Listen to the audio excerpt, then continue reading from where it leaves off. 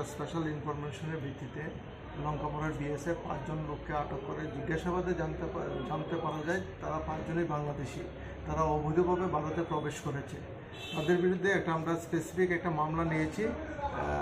case number হলো 102/2024 under section 61 clause 2 249B 143 clause 3 of BNSS and section 41 clause 1 clause A and C foreigner